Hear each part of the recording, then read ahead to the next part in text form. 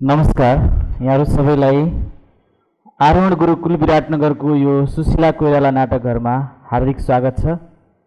आज सधैँ जस्तै प्रत्येक महिनाको पहिलो शनिबार हामी काव्यारोहणको यो नयाँ श्रृङ्खला लिएर उपस्थित भएका छौँ र यो श्रृङ्खलामा आज हामी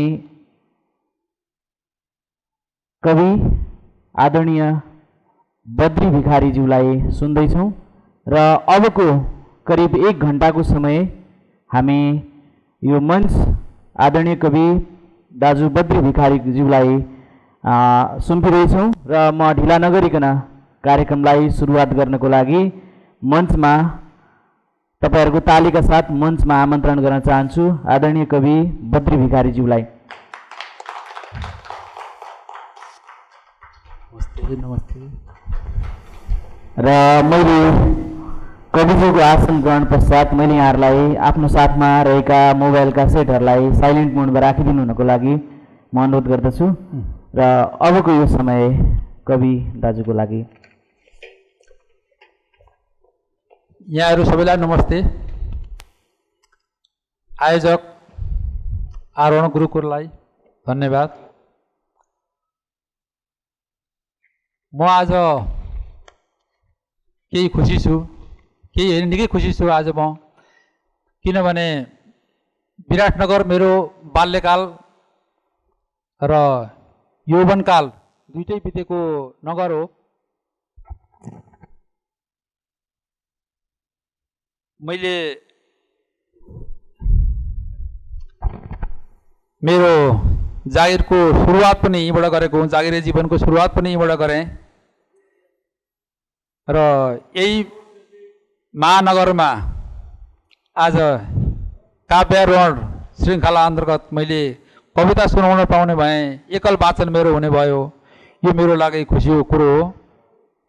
मलाई थाहा छ यहाँ मेरा कविताका श्रोताहरू अथवा दर्शकहरू या पाठकहरू धेरै जसो पुरानो हुनुहुन्छ, तर आज विशेष केही छ कि मेरा बाल्यकालीन मेरा मित्र साथी बालसखा मेरो दाई मेरो भाइ हाम्रो ऋषि पोखरेल भगवान पोखरेल यहाँ हुनुहुन्छ। आज उहाँहरूका अगाडि मैले कविता सुनाउन पाउँदा मलाई खालको एउटा गौरवको महसुस भइरहेछ। त्यसै गरी मैले जागिरे जीवनमा यहाँ विराटनगरमा बिताएँ। त्यो जागिरे जीवनका मेरा साथीहरू सहपाठीहरू यहाँ हुनुहुन्छ। आदरणीय डगेन्द्र पराजुली वैकुण्ठ काफले हुनुहुन्छ, उहाँहरू पनि अगाडि हुनुहुन्छ। किनभने अरू बाँकी साथीहरू कविहरू जो हुनुहुन्छ त्यो मेरा परिवारभित्रका मान्छे साथीहरू हुनुहुन्छ, उहाँहरू परिवारभित्रका साथीहरू सबै हुनुहुन्छ। हामीहरू सबै परिवारभित्रका हौँ, एउटै परिवारभित्रका हौँ। त्यसैले उहाँहरूलाई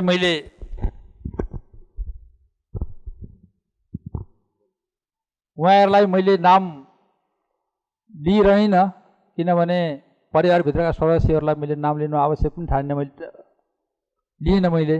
यद्यपि मलाई थाहा छ कविता भन्दा सबभन्दा डर फेरि मलाई इटरीदेखि लाग्छ, तर म थेतरो भइरहेछु। जे भने पनि म सहन्छु। हाम्रो ढुङ्गेल साउन्ड भइरहेछ, मलाई खुसी लागिरहेछ। र यति भन्दै म यहाँहरूलाई धेरै बेर राख्दिनँ, म कविता सुरु गर्छु।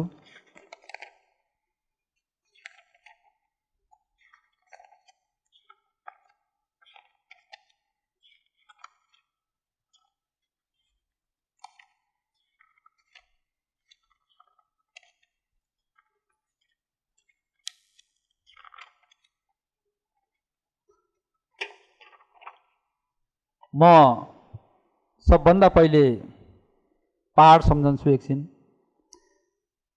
मैले अघि भने पहाडको बाल्यकालीन अवस्था म सम्झन्छु र पहाडलाई सम्झाउने कविता जब म पहाड सम्झन्छु पहिलो प्रस्तुति मेरो त्यही कविता हुनेछ। उज्यालो म वरिपरि घुमेको समय जब पहाड सम्झन्छु, मलाई खेल्न सिकाउने माटो र हिँड्न सिकाउने बाटो सम्झन्छु। जब म पहाड सम्झन्छु। जसै चुक चाहिँ रात पोखिन्छ भुइँमा र अत्याउन आउँछ सन्नाटा, ठिक यही बेला जब म पहाड सम्झन्छु। गाउँमा केटाकेटीमा सुनेका राक्षस जस्तै लाग्ने केही अनुहार सम्झन्छु। मेरो निरीह दैनिकी माथि खिल्ली उडाएर बेला मौकामा थप्पड लगाउन हर समय चुलो बलिरहने घरबाट हावाको सहारा लिएर मसँग ठोक्किन आउने धुवा सम्झन्छु। जब म पहाड सम्झन्छु। जब म पहाड सम्झन्छु। अनाम अनाम भन्छनेर देउमानेहरू साउलाई विरासत जिम्मा लगाएर बसाइ हिँडेको दृश्य सम्झन्छु। पराजय पीडाले रन्थनिँदै जिन्दगी फेग्नै नसकेर मैदानतिर हुरिएको आफ्नै अति सम्झन्छु। जब म पहाड सम्झन्छु। पहाड सम्झँदा मुखिया सम्झन्छु। पहाड सम्झँदा मुखिया सम्झन्छु। अनन्त कालसम्म नाता बनाइराख्ने उसको हातमा रहेको गाजलको कालो बट्टा सम्झन्छु। चारैतिरबाट घेरिएका अक्षरहरूका मौन जुलुस झैँ लाग्ने टिनका कन्तुरभित्र अनगिन्ती तमासुक सम्झन्छु। शकुनीलाई बिर्साउने उसको व्यवहार सम्झन्छु। भमिराले खाएको घरको छानोभन्दा जर्जर पारेर उसले खाएको गाउँ सम्झन्छु। मलाई खेद छ यति बेला, मलाई खेद छ यति बेला उसको हालको अनुहार सम्झन सक्दिन।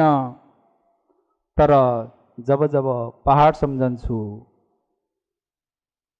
बलात्कृत चेलीहरूको क्रन्दन युक्त कोमल आकृति सम्झन्छु। पुलिस सम्झन्छु। प्रधान पञ्च सम्झन्छु। जब पहाड सम्झन्छु। जब म पहाड सम्झन्छु, जिन्दगीमा 12 महिना गइरहने पहिरो सम्झन्छु।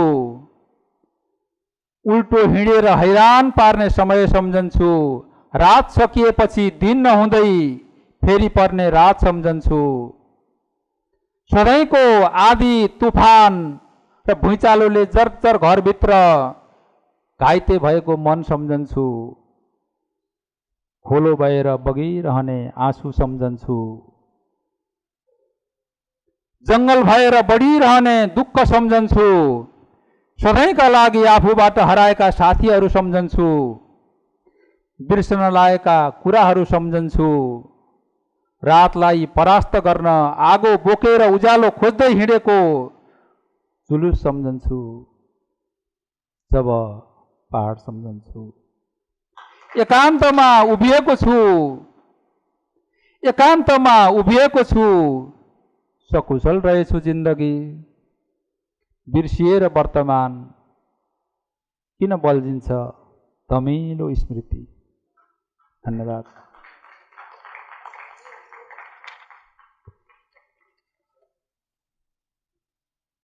यो कहिलेकाहीँ प्रेम उद्घाटन हुँदो रहेछ कवितामा। मैले सोलुमा बस्दा, सोलुको जागिरे जीवनमा बिताउँदा त्यहाँको एकान्तमा अहिले जस्तो सोलुमा गाडी पुगेको थिएन। आजभन्दा 25 वर्ष अगाडि त्यति बेला मैले सम्झेको घरमा घरवाली, घरका साना केटाकेटीहरू, त्यही कुरालाई मैले लिएर यहाँ सोलुको चिठी भन्ने कविता लेखेँ। त्यो कविता यहाँहरूलाई सुनाउँछु। यौवनले उन्मत्त महलकी सुकुमारी कुमारीको सुकोमल अनुहार पस्मिनाको घुम्टोले ढाके झैँ सोलुखुम्बलाई हर क्षण भुइँ कुहिरो र बादलले ढाकिरहन्छ। उमेरको शारदीय शिखरबाट ओह्रालो लागे पनि मन यो परदेशमा तिमीलाई डाकिरहन्छ। प्रिय बिलु, म टाढा हुनुको तिक्त अनुभूति सँगालेर बाबाको खोजीमा तल्लीन घरका नानीहरूसँग झर्केर पनि नरिसाउनु। त्यसै पनि यो परदेशको अलिनो रात पट्यार लाग्दो हुन्छ नै।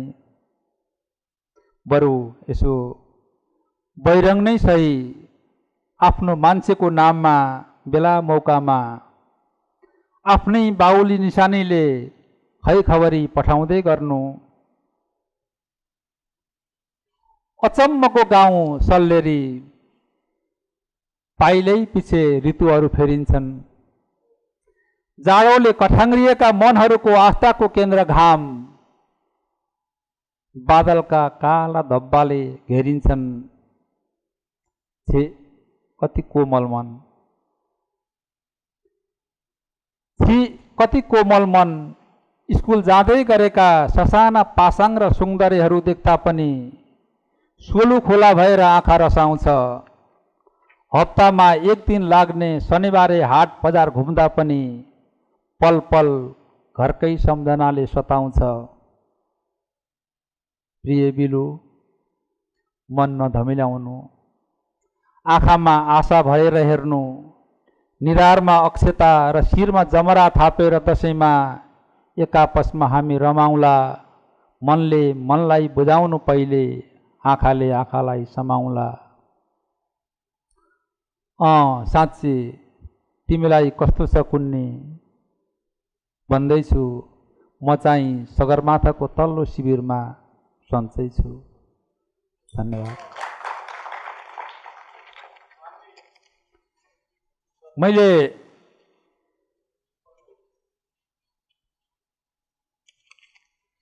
ऐना कविता यहाँहरू समक्ष प्रस्तुत गर्ने भए।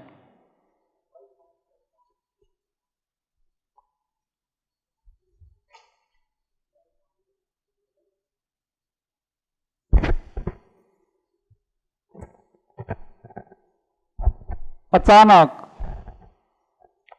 आमाले अनुहार हेर्ने ऐना फुट्यो। अचानक आमाले अनुहार हेर्ने ऐना फुट्यो। टुक्रा टुक्रा भयो,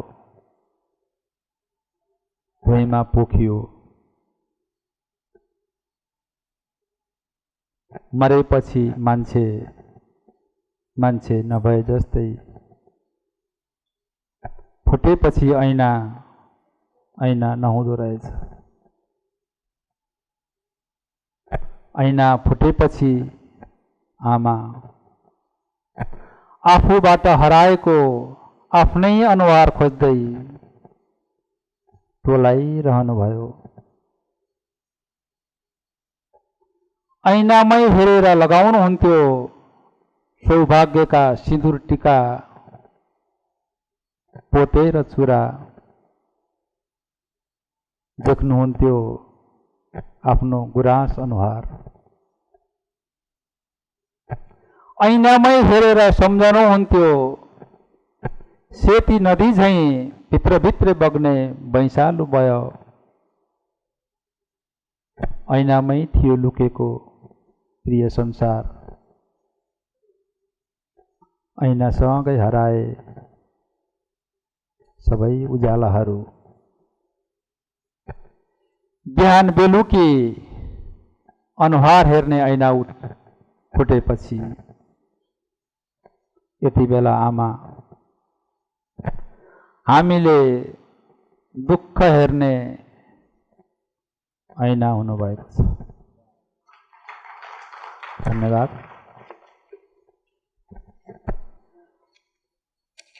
मैले यो कविता वाचन गर्नुभन्दा पहिले मेरो आदरणीय व्यक्तित्व माट साहब अर्थात् मदनमणि माट साहबलाई सम्झिन्छु। मदनमणि दीक्षित, जसले यो कविता छाप्नुभयो समीक्षामा, उहाँलाई खोइ के रोष चलोको नि। 42 सालमा छाप्नुभयो त्यो कविता, 43 सालमा छाप्नुभयो, 44मा छाप्नुभयो, 45मा छापिएन, 46मा छापियो, 47मा पनि छापियो त्यो कविता। लगातार 5 वर्ष एउटै कविता छापियो।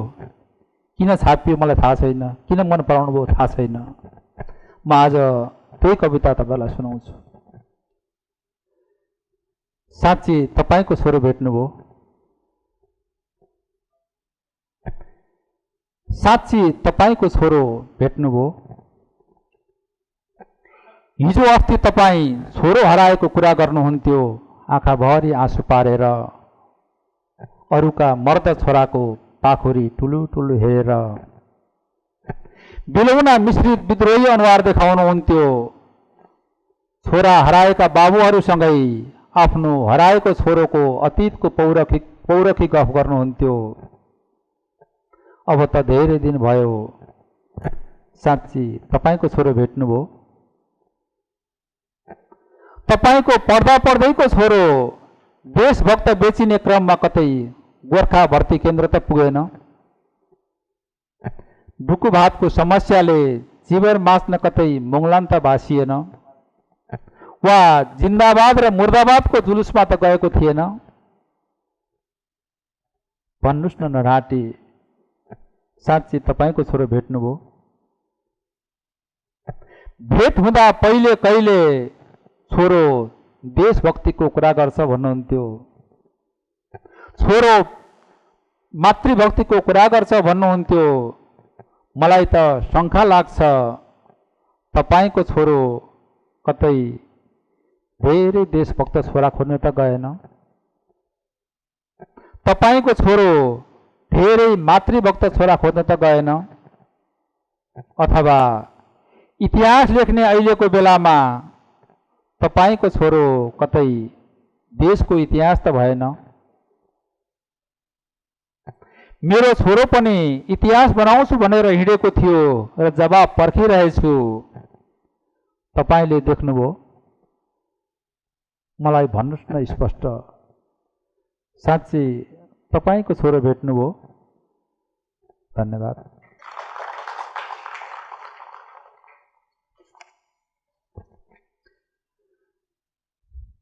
कविता वाचन गर्दा, कविता लेख्दा केही विशेष व्यक्तिहरू सम्झिन्छु।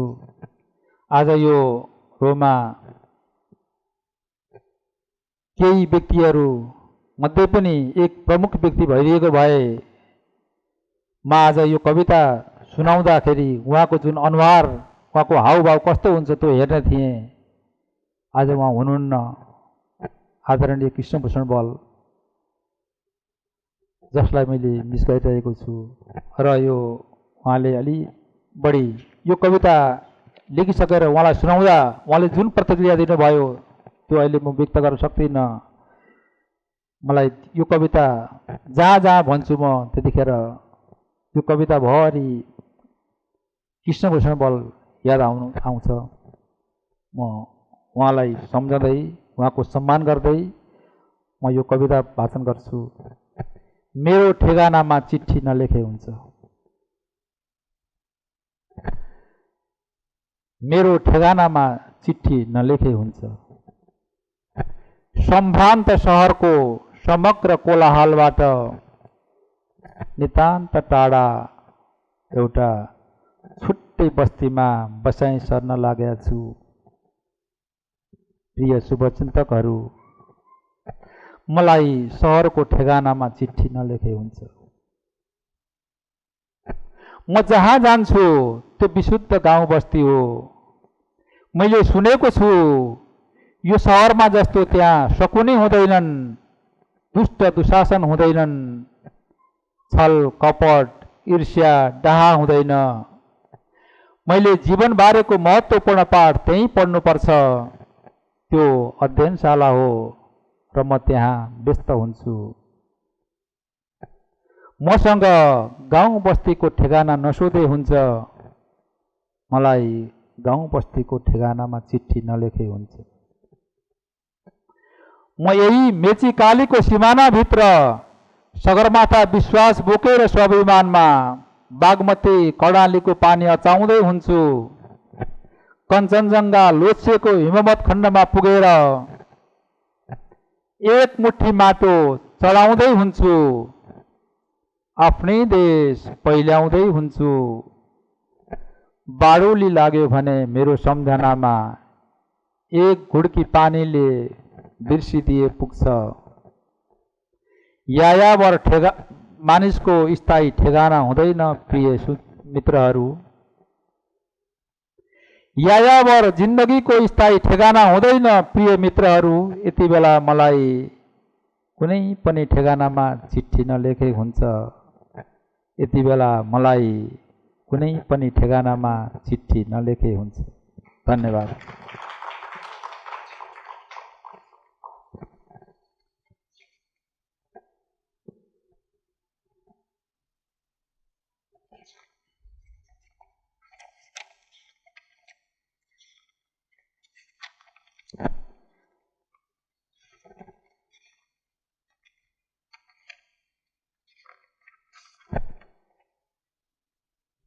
मैले सुनाउने कविता सिद्धार्थ।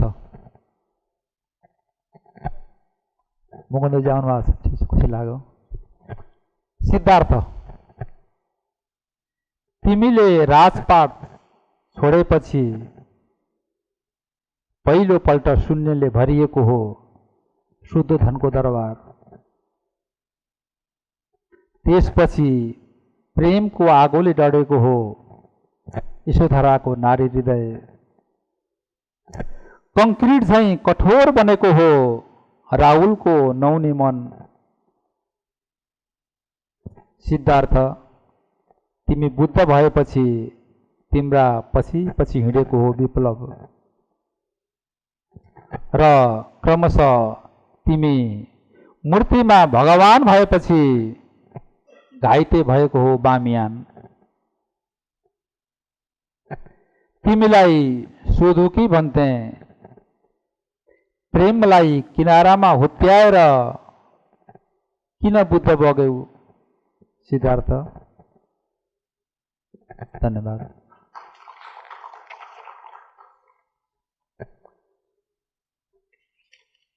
कहिलेकाहीँ विरोध पनि कसरी कसरी गरिँदो रहेछ, के आउँदो रहेछ मनमा। मैले विरोध त नभनौँ, यो कुनै अमुक पात्रले जो हुनुहुन्न उहाँको सम्झेँ मैले। यो कविता भन्नुभन्दा पहिले प्रज्ञातिर भन्ने कविता एउटा, यो अलिक व्यङ्ग्य कविता पनि छ। प्रज्ञातिर अलिकति बटरफ्लाई मुखमा लगाउँदै, बटरफ्लाई एउटा क्रिम हुन्थ्यो पहिले, अलिकति बटरफ्लाई मुखमा लगाउँदै बुढिएको शरीरमा अग्नि जगाउँदै जुल्पी ढल्काउँदै दाजैज्यू लाग्नुभयो कवित गर्न प्रज्ञातिर। पहिले कवित भनिन्थ्यो, कवितालाई कवित गर्न भनिन्थे।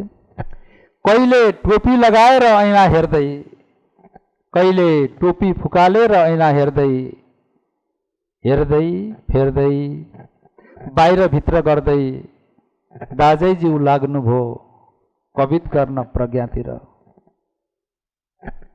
कवित कत्तिको जमाइने हो, मञ्चमा उभिएर धरती कत्तिको कमाइने हो। आदि इत्यादि सोच्दै चुरोट तान्दै दाजैज्यू लाग्नुभयो कवित गर्न प्रज्ञातिर। उर्दूको भाषामा कवित बोकेर महोत्सव सोचेर ब्यागमा अन्डरवियर, टवेल, ब्रस, पेस्ट कोचेर दाजैज्यू लाग्नुभयो कवित गर्न प्रज्ञातिर। धन्यवाद। यो मैले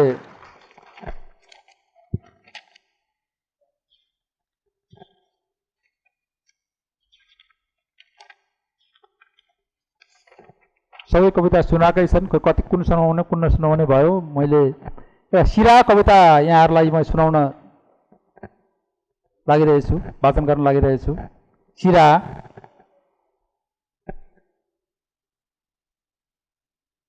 लेख्न थालेर पुरा गर्न बाँकी कविता जस्तो, अपाए सरुवा भएर जागिरको पीडा रक्सीमा मिसाएर खाइरहेको निरीह कर्मचारीको जीवन जस्तो।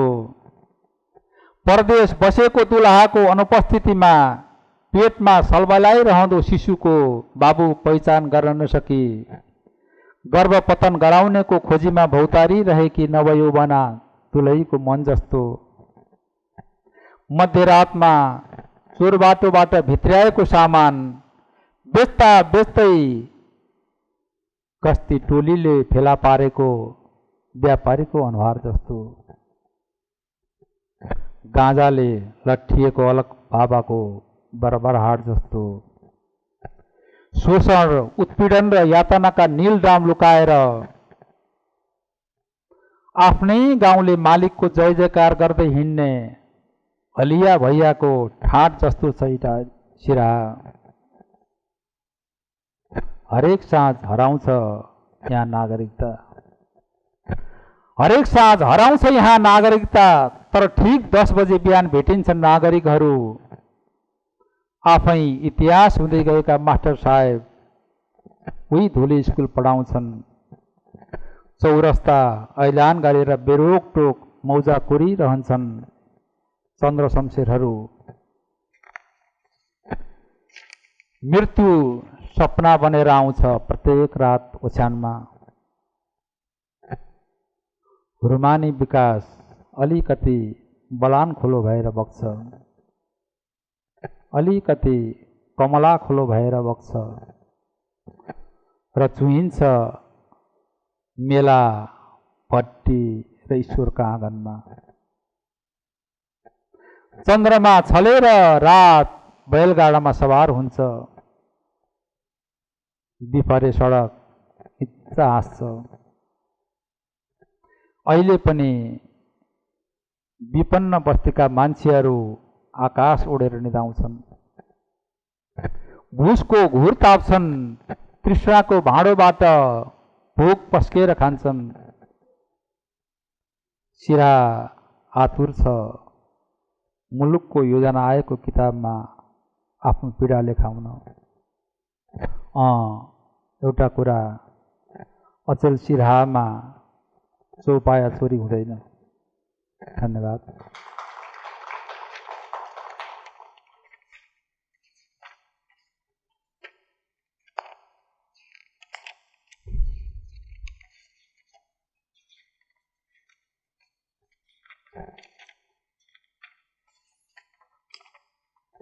यो धेरैतिर वाचन गरियो कविता कति गर्ने नगर्दा पनि के गर्ने नयाँ लेखिएन पुरानै कविता सुनाउनु पर्छ। म यहाँहरूसँग यही भएर केही माग्छु तपाईहरुले दिनुहुनेछ भन्ने आश छ। म यहाँहरूसँग अहिलेसम्म त मैले कविता दिएँ अब मलाई तपाई केही दिनुस् अर्थात् नागरिकता दिनुस्। म नागरिकता माग्छु अर्थात् मैले सुनाउने कविता नागरिकता यहाँहरू समक्ष नागरिकता दिनुस् प्लिज मात्र नागरिकता दिनुस् मेरो मान्छेको नागरिकता दिनुस्। के लिनुहुन्छ छानी छानी लिनुहोस् के लिनुहुन्छ छानी छानी लिनुहोस्। ग्वालियरको सर्ट प्यान्टको कपडा बाटा कम्पनीका जुत्ता चप्पल चौधरी ब्रान्डको छाता इम्पोर्टेड लेदरको ज्याकेट तपाईको इच्छा जे छ लिनुहोस्। माने लिनुहोस् यो चाँदमलको गोदाम तपाईकै हो। माने लिनुहोस् यो चाँदमलको गोदाम तपाईकै हो। मलाई थाहा छ तपाईको सगरमाथाले जाडो छेक्दैन। लिनुहोस् उड्ने सिरक पनि लिनुहोस् ओछ्याउने शतरन्जा तन्ना जो छ लिनुहोस्। अरु लानुहोस् तपाई हिँड्न सक्नुहुन्न गाडी लानुहोस्। गाडी चलाउन सजिलो हुन्छ मोबिल तेल लानुहोस्। तपाई हिँड्नुहुन्छ जो पिच हामी बनाएको हो। तपाईका नानी पढ्नुहुन्छ जो स्कुल हामी बनाएको हो। तपाईँको श्रीमतीलाई अस्पताल पुर्याउने एम्बुलेन्स हामी दिएको हो। तपाईँको भलो चाहने पुरानो दोस्त हुँ। प्लिज मेरो मान्छेको नागरिकता दिनुहोस्। तपाईँसँग अरू केही माग्दिन। तपाईँसँग अरू केही माग्दिन। तपाईँको जमिन जो छ तपाईँ नै राख्नुहोस्। तपाईँको घर जो छ तपाईँ नै राख्नुहोस्। तपाईँलाई नै काम दिन्छ हिमाल राख्नुहोस्। खोला नदी जो छ तपाईँ नै राख्नुहोस्। तपाईँसँग धन दौलत केही माग्दिन, सिर्फ मेरो मान्छेको नागरिकता दिनुहोस्। तपाईँ कुनै काम नगर्नुहोस्। तपाईँ कुनै काम नगर्नुहोस्। तपाईँको पाइखाना हाम्रो मान्छेले सफा गर्छ। तपाईँको लुगा हाम्रो मान्छेले सिलाउँछ। तपाईँको दाढी केस हाम्रो मान्छेले बनाउँछ। तपाईँको देश हाम्रो मान्छेले चलाउँछ। प्लिज मात्र मेरो मान्छेको नागरिकता दिनुहोस्। बस बस तपाईँको सुरक्षाको लागि लाठी लानुहोस्, बन्दुक लानुहोस्। तपाईँ चिन्ता नलिनुहोस्, मात्र आराम गर्नुहोस्। तपाईँका खोला नदीबाट हामी बिजुली निकालिदिन्छु। तपाईँ बिजुली ताप्नुहोस् र खानुहोस्। मामुली एउटा कागज न हो। मामुली एउटा कागज न हो। कागज हामी दिन्छु, मसी हामी दिन्छु। सिर्फ मेरो मान्छेको एउटा नागरिकता दिनुहोस्। प्लिज सिर्फ मेरो मान्छेको नागरिकता दिनुहोस्। धन्यवाद।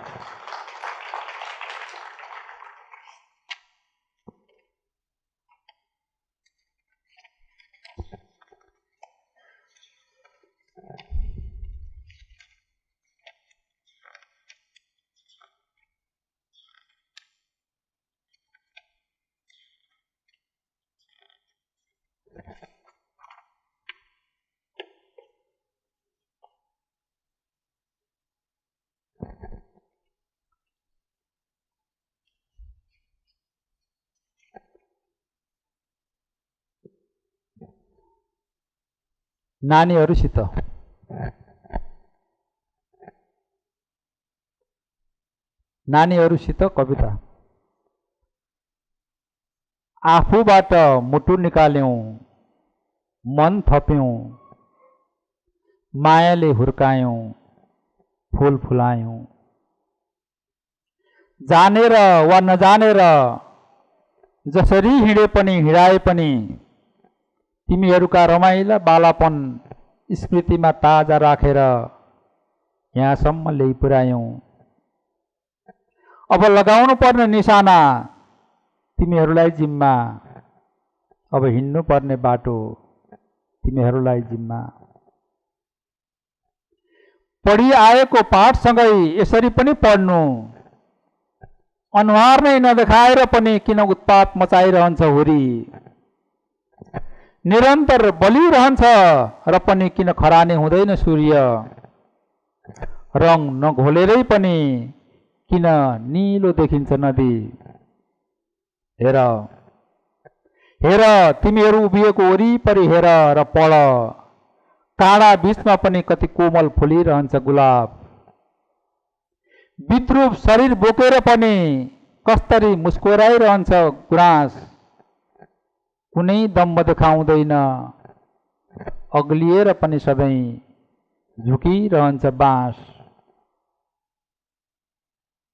बाँच्दा बाँचुन्जेल मात्र पनि सम्मान हुने गरी बाँच्न पाइयोस्। बाँच्दा बाँचुन्जेलसम्म पनि सम्मान हुने गरी बाँच्न पाइयोस्। हिँड्दा बाटो छेउमा बस्नेहरूले पनि मायाले सम्झिरहन्।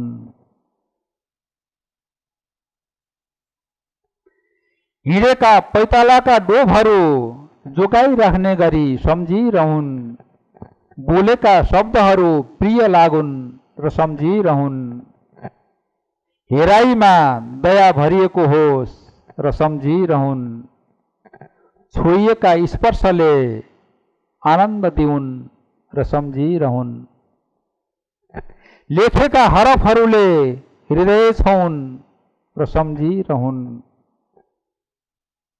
यी आँखाहरूले अहिले पनि तिमीहरूलाई तोते बोलीमा जिज्ञासा राख्ने नानीहरू नै देख्छन्। कहिले काहीँ सम्झना अगाडि आइदिन्छ, सम्झन्छु यी हातहरू तिमीहरूका मायालु गालामा चट्याङ झैँ बज्रिए पनि होलान्, यी आवाजहरू तीखा सुइरा भएर तिमीहरूका मनमा कहिले काहीँ तीर झैँ गाडिए पनि होलान्, यी आँखाहरू कुनै निरङ्कुश शासकका आँखा भएर तिमीहरूका आँखामाथि शासन जमाए पनि होलान्, तिमीहरू रुँदा मै पनि तिमीहरूकै सारमा पटक पटक रुएँ होला। थाहा छ सामर्थ्य निकै देखेको छु, तैपनि उभिनेहरूमा छवि छोड्दै पो हिँड्नुपर्छ कि, छोइनेहरूमा रङ बाँड्दै पो हिँड्नुपर्छ कि, दृष्टि परसम्म पुग्ने गरी चमक बोकेर पो हिँड्नुपर्छ कि, सम्झनालाई कुनै योद्धाले झैँ हिँड्दा शिर उठाएर पो हिँड्नुपर्छ कि, तिमीहरूले झुक्नै नजानेर उभिएका उज्यालाई हिमाल हेरेर पो हिँड्नुपर्छ कि, उज्यालाई हिमाल हेरेर पो हिँड्नुपर्छ कि। धन्यवाद।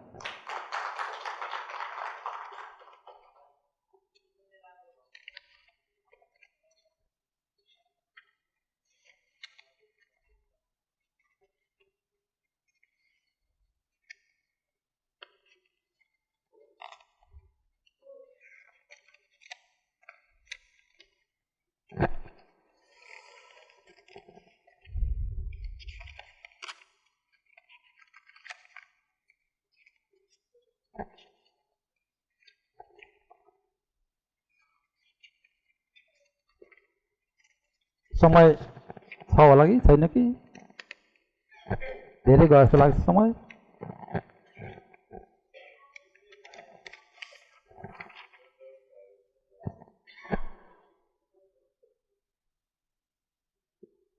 जस्तो जस्तो म कविता पढिरहन्छु, वाचन गरिरहन्छु, यहाँ अगाडि हेरिरहन्छु, ढुकढुक हुन्छ आफै। जस्तो जस्तो कतै मृगतृष्णा जस्तो, कतै सपना जस्तो, कतै मृगतृष्णा जस्तो, कतै सपना जस्तो, कता कता कुनै अज्ञात एकान्तमा तिमी र म मात्र, तिमी पर पर गए जस्तो, म झन्झन पछ्याइरहे जस्तो,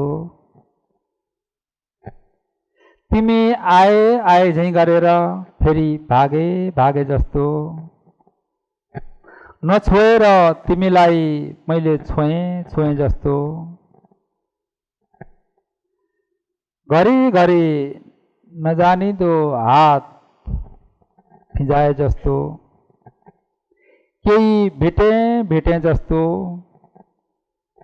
न हिँडेरै पनि खुट्टा हिँडे जस्तो, कतै टेके जस्तो, थकानका सुस्केरा बढ्दै गइरहेको श्वास प्रश्वास, चढ्दै गएको उच्छ्वास, हराउँदै गएको त्रास, आहा एक्लौटी सपना तिमी र म मात्र, फगत फगत फगत तिमी र म मात्र। सपनामा तिमीलाई छोए छोए जस्तो, तिमीलाई चुमे चुमे जस्तो, वा छोए पो कि वा चुमे पो कि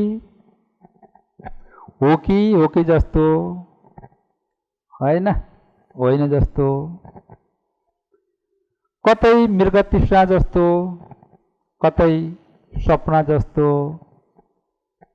कता कता कुनै अज्ञात एकान्तमा तिमी र म मात्र। धन्यवाद।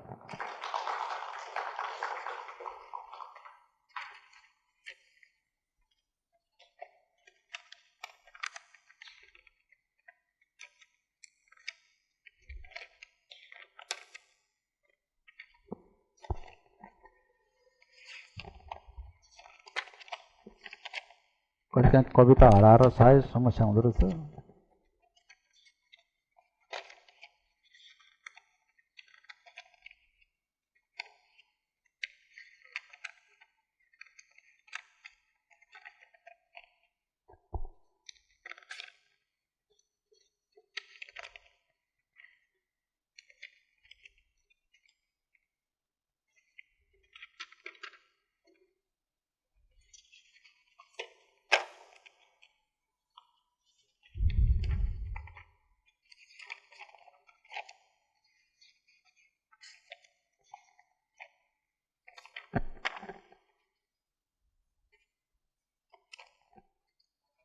मैले एउटा कविता हराएँ आज।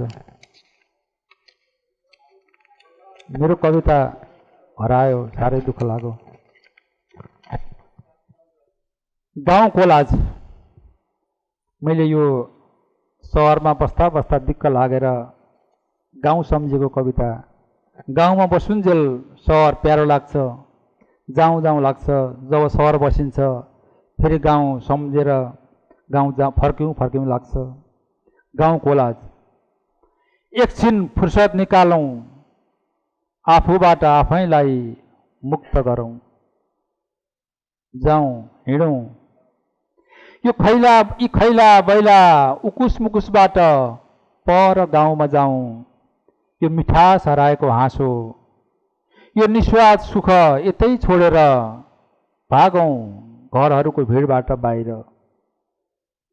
खोरबाट उम्किएको कुखुराको भालेले पखेटा फड्कारे झैँ बस्दा बस्दा कक्रिएका यी हात खुट्टाहरू फड्कारौँ। आऊ जाउँ सुकुमार घाम तापौँ, सुतौँ आफ्नै छाया ओछ्याएर। उतैतिर चरणबाट फर्किएका गाईबस्तुका हन्जा कुरेर बसौँ। हेरौँ गोधुली साँझ बाँसजाङ छेउमा बसेर चराहरूको सङ्गीत सुन्दै हराइरहेको आनन्द बटोलौँ। छरिँदै गएको खुसी समेटौँ। उभिएको समय बरु हाँसौँ जीवनमा भोगेका सफलता सम्झेर, अथवा एकपछि अर्को गर्दै आफूबाट गुमेका प्रियजनहरू सम्झँदै सिमालीका छायामा बसेर धितमरुन्जेल रुऔँ। केटौले चकचक गरौँ, केटौले चकचक गरौँ। माथि माथि बादलले लुकाइराखेको पानी पोखिदिउँ। तल यतै कतै केही पोखिएको पानीले धोउँ पखालौँ छपक्कै शरीर छोपेर बसेको फोहोर। जाउँ हेरौँ गाउँ कसरी उब्जाउँछ अन्न हेरौँ। जाउँ हेरौँ गाउँ कसरी उब्जाउँछ अन्न हेरौँ। दुःख बग्छ कि पानी खेतका समाहारबाट हेरौँ। कस्तरी फुल्छन् पंक्तिबद्ध भएर फुलहरू हेरौँ। आऊ गाउँमा जाउँ, आऊ गाउँमा जाउँ लोकल बात मारौँ। हराउँ केही समय, सम्झौँ हामीलाई पुलपुल्याएर भागेको बाल्यकाल, हामीलाई कुतकुत्याएर हिँडेको नौरङ्गी माया। गुनगुनाउँ अतीत बिउजाउने गीत, बजाउँ खैँजडी, खेलौँ बालन। दुःख सुसेल्दै हलुका पारौँ मन र हेर्दै बसौँ सहरको सुविधाबाट वञ्चित गाउँै गाउँहरूले बोकेको देश। धन्यवाद।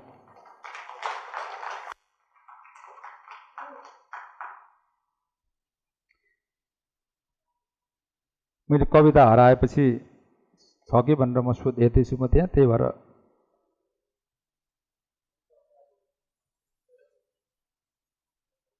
कविता भेटिनँ मैले। ठिक छ, भयो कविता मैले भेटिनँ, कविता हरायो। ठिक छ, हराओस्।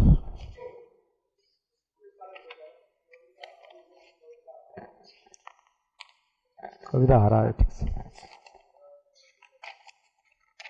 म धेरै अब वाचन गर्दिनँ, किनभने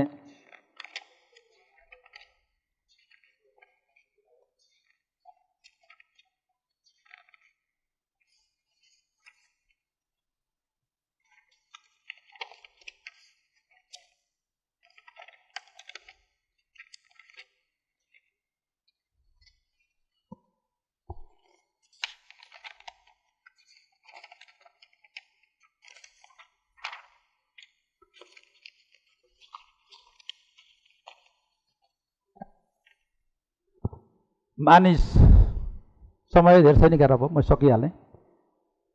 अन्तिम कविता मेरो। त्यो मानिसलाई राम्रो भनिदिएन भने पनि त्यो मानिस जिन्दगीभरि पीडा कुण्ठित भएर बाँच्दो रहेछ।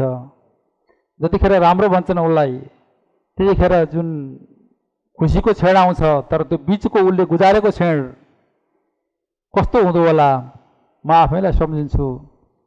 मलाई म उमेर छौन्जेलसम्म मलाई कसैले राम्रो भनेनन्, जब मेरो उमेर ढल्किँदै गयो मलाई राम्रो भनिदिए। त्यसपछि मैले यो कविता लेखेँ, तिमीले राम्रो भनेपछि। तिमीले राम्रो भनेपछि मेरो ऐना हेर्ने क्रम बढ्यो।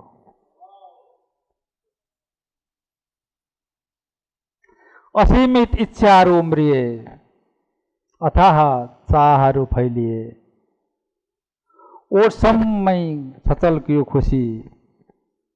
कल्पनाको यानमा सैर गरिरह्यो मन, तिमीले राम्रो भनेपछि।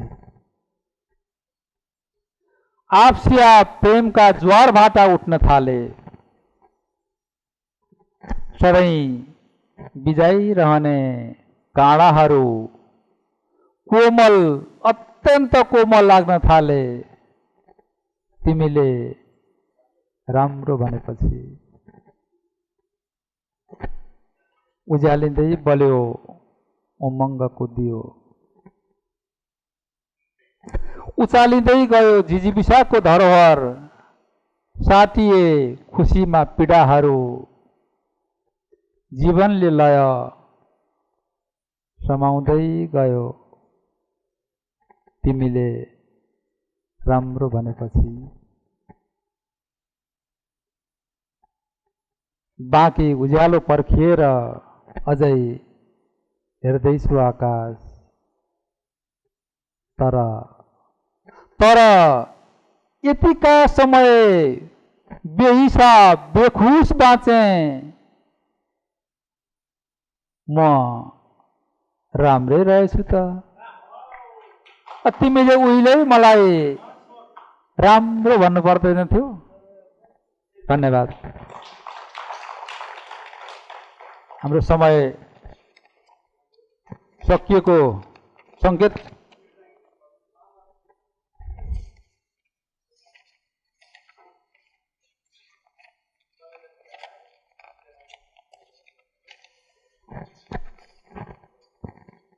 अब मैले आयोजकबाटै हाम्रो धीरज भाइले चाहिँ भनिसकेपछि मैले नाइ भन्ने कुरा भएन।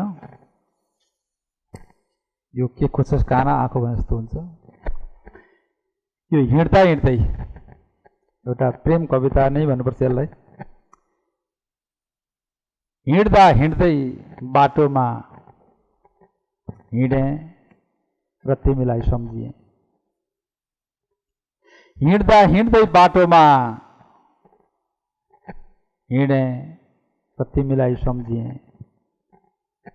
जाईका फुलहरू छिचोल्दै हावाले खेलाउँदै ल्याएर म छेउ पोखिदिएको तिम्रो आवाज सम्झिएँ।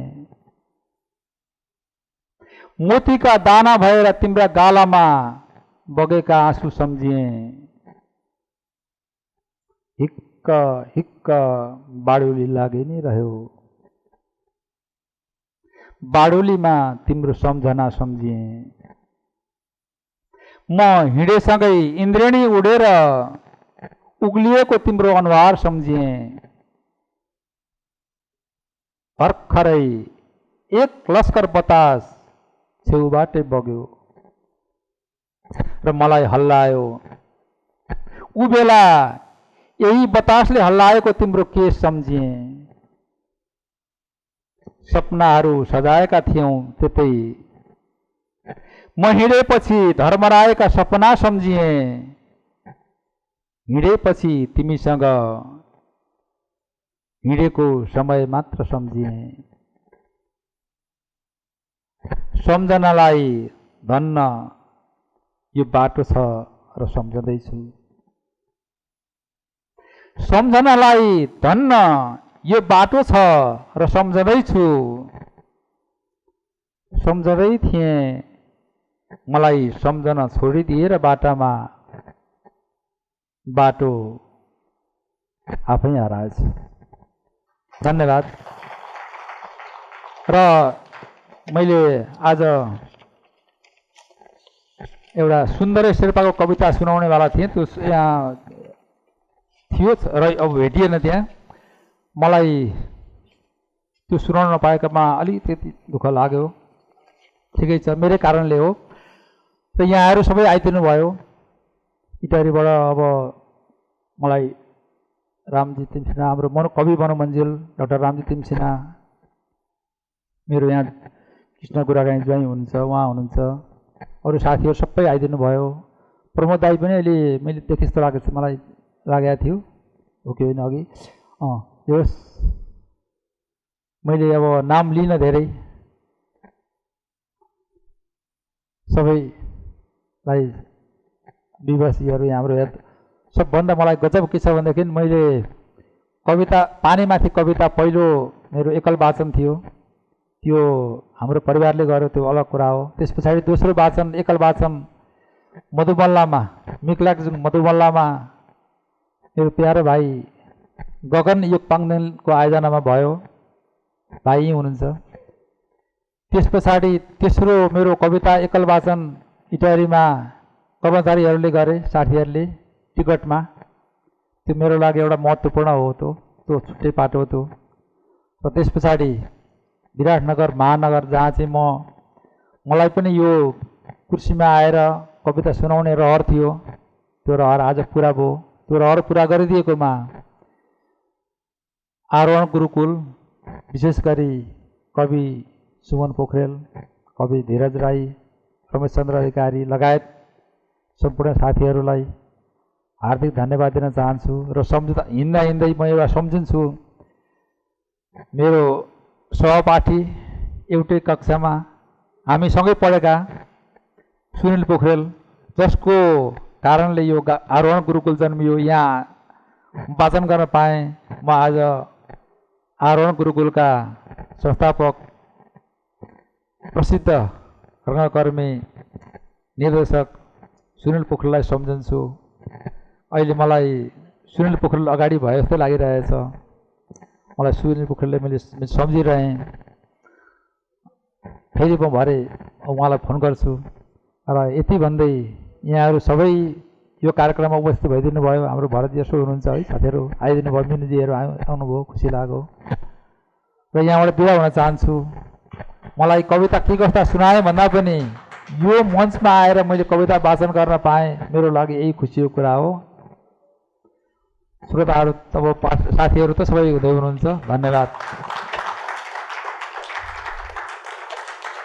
धन्यवाद, धेरै धेरै धन्यवाद आदरणीय कवि बद्री भिखारीज्यूलाई। यो महत्त्वपूर्ण समय हामीलाई दिनुभयो, यसको लागि आरोहण गुरुकुलको तर्फबाट उहाँलाई एकदमै आभार व्यक्त गर्दछौँ। र यो नयाँ वर्षको यहाँहरू सबैलाई हार्दिक मङ्गलमय शुभकामना। आज नयाँ वर्षको पहिलो अनुक्रम, आज हामीले पहिलो अनुक्रम नयाँ वर्षको, र यो 10औं अनुक्रम थियो काव्यारोहणको। यो काव्यारोहणको पहिलो अनुक्रममा हामीले कवि बैरागी काइँलाज्यूबाट हामीले सुरुवात गरेका थियौँ र आज 10औं अनुक्रमसम्म आइपुग्दा हामीले कवि बद्री भिखारीज्यूलाई यो मञ्चमा उभ्याउन पायौँ। यसको लागि हामी गौरव महसुस गर्दछौँ र यहाँहरू सबैलाई, अग्रज महानुभावहरू, यहाँ अगाडि दर्शक दीर्घमा रहनुभएका सम्पूर्ण महानुभावहरूलाई हृदयबाट एकदमै आभार व्यक्त गर्न चाहन्छु। र अबको क्रममा हाम्रो कार्यक्रममा आजको कार्यक्रमका काव्य नायक आदरणीय कवि बद्री भिखारीज्यूलाई आरोहण काव्य सम्मानद्वारा सम्मानित गर्ने कार्यक्रम रहेको छ। म यसको लागि अगाडि आमन्त्रण गर्न चाहन्छु आरोहण गुरुकुलका विराटनगरका अध्यक्ष आदरणीय दाई भैरव छेत्रीज्यूलाई म अगाडि आमन्त्रण गर्दछु।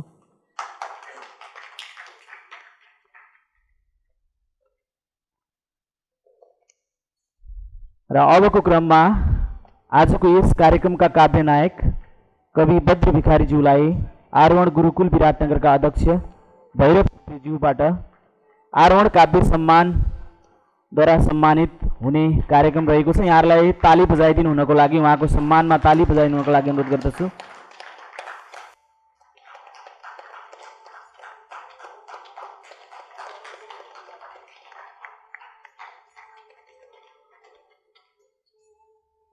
यहाँ सबैलाई फेरि पनि धन्यवाद। र हाम्रो कार्यक्रमको फर्मेट अनुसार अब हाम्रो कार्यक्रम समापन भएको म यहाँ जानकारी गराउन चाहन्छु र सबैलाई यहाँहरूलाई फोटो सेसनको लागि अगाडि सरिक भइदिनुको लागि अनुरोध गर्दै म बिदा हुन चाहन्छु। नमस्कार।